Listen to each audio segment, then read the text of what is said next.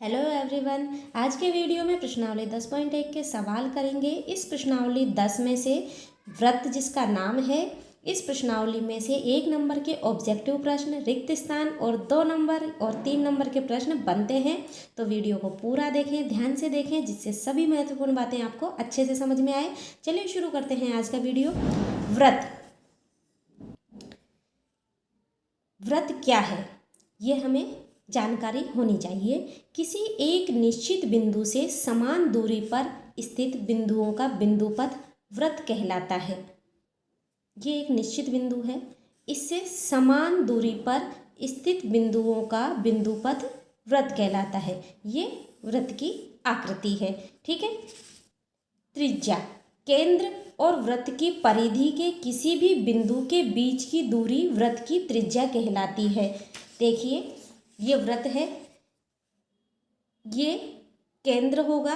हम प्रकार की नोक से जहाँ से इस तरह से बनाते हैं व्रत, तो जहाँ पर प्रकार की नोक हम रखते हैं वह व्रत का केंद्र है।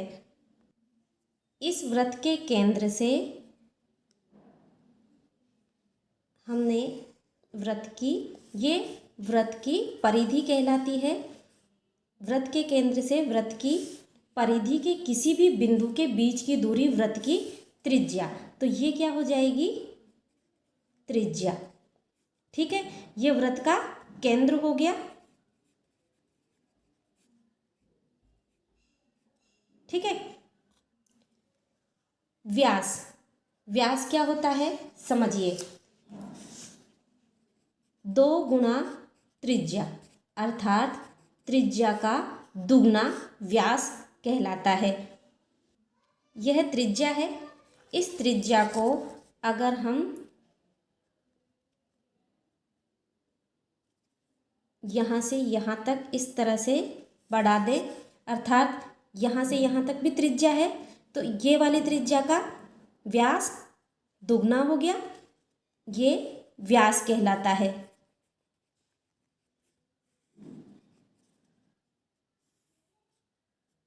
ठीक है। त्रिज्या को हम स्मॉल आर या कैपिटल आर दोनों से ही लिख सकते हैं। ठीक है। व्रत की परिधि को हम लिखते हैं 2 पाई आर, जहाँ पर आर त्रिज्या है। व्रत का क्षेत्रफल होता है पाई आर स्क्वायर। ठीक है, ये बातें हमें ध्यान में रखनी है। अब आ जाइए, व्रत की सबसे लंबी जीवा कहलाती है। देखिए, व्रत में हम जीवा किस तरह से खींचते हैं? ये व्रत की जीवाएं हैं। ठीक, इस तरह से हम जीवा बनाते हैं। ठीक है, तो इस तरह से हम पूरे व्रत में अनेक जीवाएं खींच सकते हैं। अगर हमसे पूछ लिया जाए कि एक व्रत में कितनी जीवाएं हो सकती है, तो अनंत या अनेक उसका आंसर होगा। जीवाएं एक व्रत में अनेक हो सकती है, या इसको अनंत भी लिख सकते हैं। ठीक है। अब देखिए, हमसे यहाँ पर पूछ लिया जाए इस तरह से कि व्रत की सबसे लंबी जीवा कहलाती है। अब आप ध्यान से व्रत में देखिए, यहाँ पर ये व्यास है, यहाँ पर ये व्यास है, तो सबसे लंबी जीवा व्यास कहलाती है। ठीक है, तो यहाँ पर लिखेंगे व्रत की सबसे लंबी जीवा व्यास कहलाती है। ठीक है। अब समझिए स्पर्श रेखा, ऐसी रेखा जो व्रत को केवल एक ही बिंदु पर स्पर्श करती है, स्पर्श रेखा कहलाती है। देखिए, यह एक व्रत है, ये इसकी त्रिज्या है, और जो यह हमने खींची है इसे स्पर्श रेखा कहेंगे, और यह व्रत को एक ही बिंदु पर स्पर्श करती है। ठीक है। अब देखिए, अगला बिंदु है स्पर्श बिंदु। स्पर्श रेखा और व्रत के उभयनिष्ठ बिंदु को स्पर्श बिंदु कहते हैं। इस वाले चित्र में देखिए, यह एक स्पर्श रेखा खींची गई है जो इस बिंदु पर स्पर्श करती है, तो इस बिंदु को कहते हैं स्पर्श बिंदु। ठीक है। और ये स्पर्श रेखा का बिंदु और व्रत का बिंदु उभयनिष्ठ होता है, एक ही होता है। ठीक है। कुछ छोटी छोटी महत्वपूर्ण बातें हैं स्पर्श रेखा और स्पर्श बिंदु से संबंधित, उनको आपको अच्छे से ध्यान में रखना है, क्योंकि ये इसी तरह से रिक्त स्थान में पूछ लिए जाते हैं प्रश्न। वृत्त की स्पर्श रेखा स्पर्श बिंदु से होकर जाने वाली त्रिज्या के रिक्त स्थान होती है। क्या होती है समझिए। ये स्पर्श रेखा है, ये त्रिज्या है। हम देखिए वृत्त की स्पर्श रेखा स्पर्श बिंदु, इसे स्पर्श बिंदु कहते हैं, जहाँ पर ये स्पर्श रेखा स्पर्श कर रही है। स्पर्श बिंदु से होकर जाने वाली त्रिज्या, ये स्पर्श बिंदु से होकर जाने वाली त्रिज्या है के होती है। त्रिज्या के कैसी होती है, देखिए स्पर्श रेखा त्रिज्या के साथ लंबवत होती है, अर्थात 90 डिग्री का कोण बनाती है। ठीक है, अगर कोण के रूप में पूछे तो 90 डिग्री लिखना है, और इस तरह से पूछे तो हम यहाँ पर लिखेंगे लंबवत होती है। वृत्त की स्पर्श रेखा स्पर्श बिंदु से होकर जाने वाली त्रिज्या के लंबवत होती है, हमें ध्यान में रखना है। ठीक है, वृत्त के एक बिंदु पर स्पर्श रेखा होती है। देखिए वृत्त अनंत बिंदुओं का एक बिंदुपथ होता है, और हमसे यहाँ पर पूछा गया है वृत्त के एक बिंदु पर स्पर्श रेखा होती है। देखिए वृत्त का एक बिंदु है, उस पर एक ही स्पर्श रेखा होती है। ठीक है, और वृत्त अनंत बिंदुओं का एक बिंदुपथ होता है, तो यहाँ पर हम लिखेंगे वृत्त के एक बिंदु पर एक स्पर्श रेखा होती है। ठीक है, अगला देखिए वह रेखा जो त्रिज्या के अंतिम बिंदु से होकर जाती है और इस पर लंब है, वृत्त की स्पर्श रेखा होती है। ठीक है, वृत्त की ये इसी को घुमाया गया है। आपको किसी भी तरह से शब्दों को हेर फेर करके घुमाकर आपको रिक्त स्थान में पूछा जा सकता है, आपको समझना आना चाहिए। वृत्त की स्पर्श रेखा के स्पर्श बिंदु पर खींचा हुआ लंब वृत्त के से होकर जाता है। तो यहाँ रिक्त स्थान में क्या आएगा समझिए। हमसे कहा गया है कि वृत्त की स्पर्श रेखा के, ये वृत्त की स्पर्श रेखा है, इसके स्पर्श बिंदु, ये स्पर्श बिंदु हुआ। ठीक है, इसको मैं पी नाम दे दिया मैंने। स्पर्श बिंदु पर खींचा हुआ लंब, तो ये लंब हुआ। वृत्त के ये क्या है, केंद्र, क्या है, केंद्र। तो यहाँ रिक्त स्थान में हम क्या लिखेंगे, केंद्र से होकर जाता है। इस तरह से रिक्त स्थानों की पूर्ति हमें एग्जाम में करके आनी है। ठीक है, अब देखिए कुछ और महत्वपूर्ण बातें हैं जो समझिए। एक वृत्त पर स्पर्श रेखाएं, एक वृत्त पर स्पर्श रेखाएं किस तरह से खींची जा सकती है समझिए। यदि वृत्त के अंदर एक बिंदु हो, यहाँ पर कुछ स्थितियां हैं कि वृत्त के अंदर एक बिंदु हो तो वृत्त पर स्पर्श रेखाएं कितनी खींची जा सकती है। इस तरह के सवाल हमसे परीक्षा में पूछे जाते हैं, रिक्त स्थानों के रूप में भी और ऑब्जेक्टिव प्रश्न के रूप में भी। तो पहली कंडीशन देखिए, ये एक वृत्त है और वृत्त के अंदर कोई बिंदु है, तो इससे हम एक भी स्पर्श रेखा नहीं खींच सकते। तो इसका वृत्त के अंदर एक बिंदु से एक भी स्पर्श रेखा नहीं खींची जा सकती। इसका आंसर होगा एक भी नहीं। क्या, स्पर्श रेखा। जब वृत्त के अंदर एक बिंदु है तब एक भी स्पर्श रेखा नहीं खींची जा सकती। ठीक है, दूसरा है वृत्त पर स्थित किसी बिंदु से। दूसरी स्थिति समझिए, हमसे कहा है कि वृत्त पर स्थित किसी बिंदु से, तो वृत्त पर स्थित किसी बिंदु से केवल एक और केवल एक ही स्पर्श रेखा खींची जा सकती है। ठीक है, इसका आंसर हो जाएगा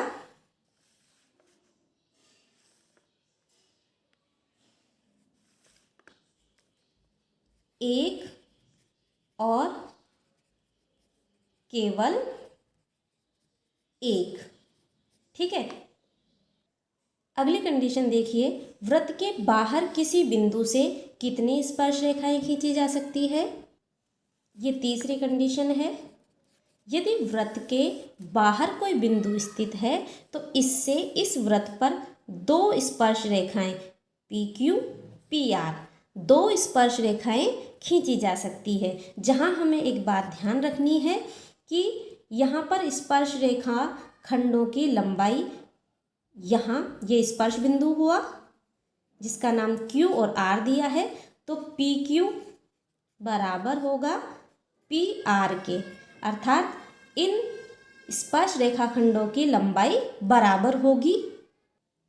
स्पर्श रेखाखंडों की लंबाई बराबर होती है जब वृत्त के बाहर किसी बिंदु से स्पर्श रेखा खींची जाती है। अच्छा, यहाँ पर प्रश्न इस तरह से पूछे जा सकते हैं, वृत्त के अंदर स्थित बिंदु से कितनी स्पर्श रेखाएं खींची जा सकती है। ऐसी इस तरह से ऑप्शन दिया जा सकता है। तो देखिए इसका आंसर होगा 0, यानी कोई भी नहीं। वृत्त के बाहर किसी बिंदु से कितनी स्पर्श रेखाएं खींची जा सकती है, तो इसका आंसर होगा 2। ठीक है, देखिए क्वेश्चन के रूप में आपसे किस तरह से पूछे जाते हैं। एक वृत्त पर रिक्त स्थान दे दिया जाता है, स्पर्श रेखाएं खींची जा सकती है। देखिए एक वृत्त अनंत बिंदुओं का समूह होता है, इसलिए एक वृत्त पर अनंत स्पर्श रेखाएं खींची जा सकती है। ठीक है, देखिए 2023 के पेपर में ये रिक्त स्थान पूछा गया था। वृत्त पर स्थित एक बिंदु से रिक्त स्थान स्पर्श रेखा खींची जा सकती है। देखिए यहाँ पर वृत्त पर स्थित एक बिंदु से स्पर्श रेखा एक ही खींची जाएगी, तो इसका आंसर होगा 1। तो इस तरह के प्रश्नों में कंफ्यूज नहीं होना है और सही जवाब हमें लिखना है। ठीक है, जब वृत्त पर एक बिंदु से पूछा जा रहा है तो एक स्पर्श रेखा होगी, और जब हमसे पूछा जा रहा है कि एक वृत्त पर स्पर्श रेखाएं खींची जा सकती है, तो वृत्त अनंत बिंदुओं का समूह है तो अनंत स्पर्श रेखाएं होगी। ठीक है, अगला प्रश्न देखिए, किसी वृत्त की त्रिज्या और उस पर खींची गई स्पर्श रेखा के मध्य कितने डिग्री का कोण होता है। इसका आंसर होगा 90 डिग्री। ठीक है, अभी मैंने आपको समझाया था कि वृत्त की त्रिज्या और स्पर्श रेखा आपस में लंबवत होती है, अर्थात 90 डिग्री का कोण बनाती है। अब करते हैं 10.1 के सवाल। पहला सवाल है, एक वृत्त की कितनी स्पर्श रेखाएं हो सकती है। अभी मैंने आपको बताया इसका आंसर होगा अनंत। तो पहले का आंसर हो गया अनंत।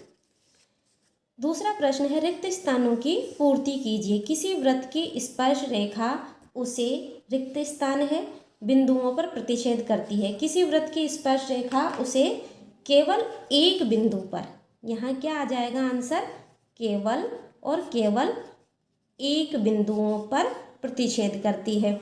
दूसरा है, वृत्त को 2 बिंदुओं पर प्रतिच्छेद करने वाली रेखा को कहते हैं। ऐसी रेखा को प्रतिच्छेद रेखा या छेदक रेखा कहते हैं। ठीक है,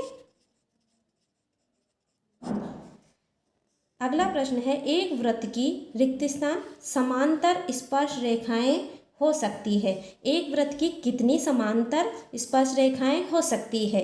देखिए समझिए इसको। देखिए ये वृत्त है, ये एक स्पर्श रेखा खींची गई है, ये व्यास है।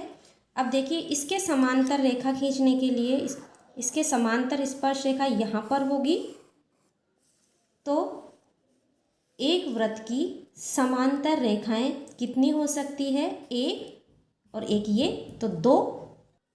यहाँ पर आपको यह भी ध्यान रखना है कि एक वृत्त के व्यास के सिरों पर खींची गई स्पर्श रेखाएं समांतर होती है। अगर प्रश्न को घुमाकर पूछ लिया जाए तो आपको इस तरह से भी ध्यान में होना चाहिए। ठीक है, तो इसका आंसर हम लिखेंगे 2। एक वृत्त की 2 समांतर स्पर्श रेखाएं हो सकती है। अगला सवाल है, वृत्त तथा उसकी स्पर्श रेखा के उभयनिष्ठ बिंदु को कहते हैं स्पर्श बिंदु। ठीक है, स्पर्श बिंदु। क्वेश्चन नंबर 3 है, 5 सेंटीमीटर त्रिज्या वाले एक वृत्त के बिंदु P पर स्पर्श रेखा PQ केंद्र O से जाने वाली एक रेखा से बिंदु Q पर इस प्रकार मिलती है कि OQ बराबर 12 सेंटीमीटर, तो PQ की लंबाई है। 4 ऑप्शन दिए गए हैं, इनमें से हमें बताना है कि PQ की लंबाई क्या होगी। देखिए प्रश्न के अनुसार हमने चित्र बनाया है। 5 सेंटीमीटर त्रिज्या दी गई है वृत्त की, और वृत्त के बिंदु P पर स्पर्श रेखा PQ, ठीक है, जो कि केंद्र O से जाने वाली एक रेखा बिंदु Q पर इस प्रकार मिलती है कि OQ 12 सेंटीमीटर है। हमें PQ की लंबाई ज्ञात करनी है। तो देखिए, हम जानते हैं कि पाइथागोरस प्रमेय से कर्ण स्क्वायर बराबर होता है आधार स्क्वायर प्लस लंब स्क्वायर। अब यहाँ देखिए यहाँ पर OP 5 सेंटीमीटर है, ये तो आधार हो जाएगा, ठीक है। और ये भुजा OQ 12 सेंटीमीटर है, ये हो गई कर्ण, ठीक है। और QP हमें ज्ञात करना है, तो ये हो गया लंब, ठीक है।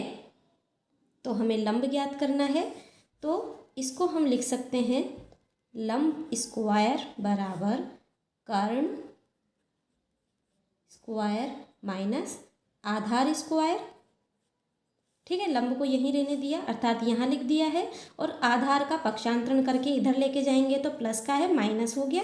अब इसमें मान रख देंगे, कर्ण है 12 सेंटीमीटर अर्थात 12 का स्क्वायर माइनस आधार है 5 का स्क्वायर करेंगे, यहाँ पर आ जाएगा 144 माइनस 25, और 144 में से 25 घटाएंगे तो आ जाएगा 119, ठीक है। ये हमारे पास आया लंब स्क्वायर का मान,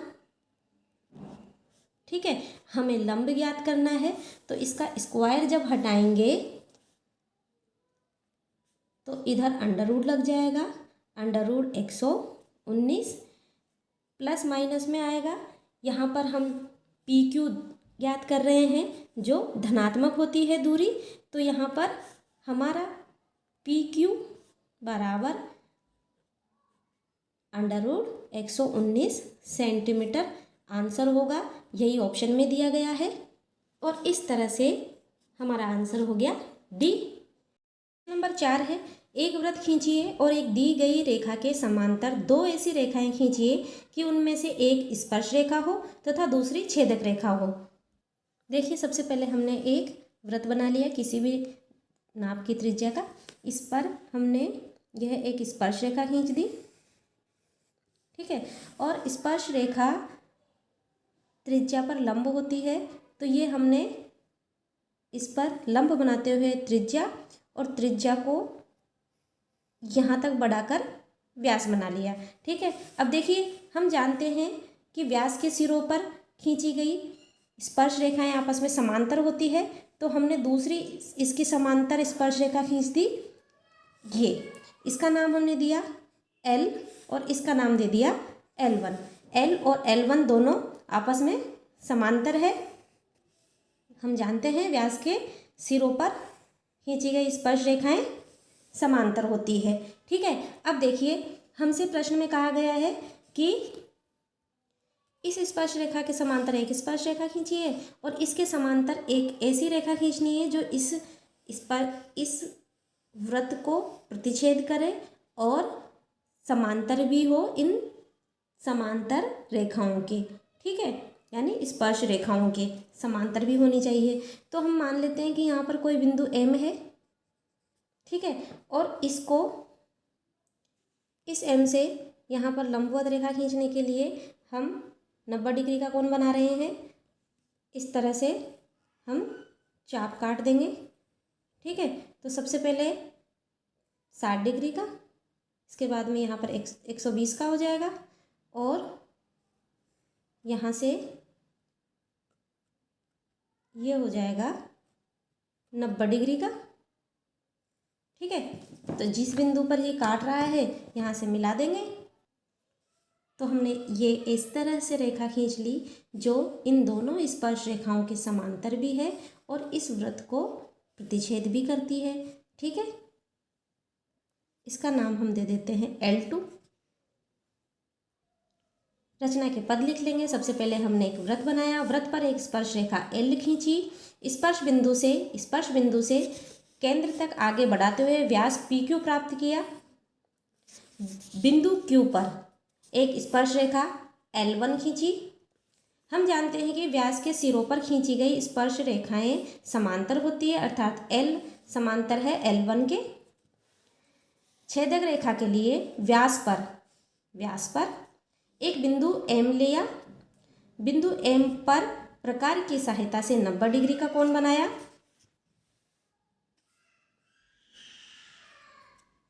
ठीक है, और बिंदु M पर व्यास के लंबवत एक रेखा खींची L2।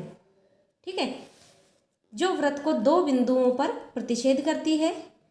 यहाँ पर L समांतर है L2 के और L1 भी समांतर है L2 के। ये हमने लिख दिया और हमारे सारे सवाल हो गए।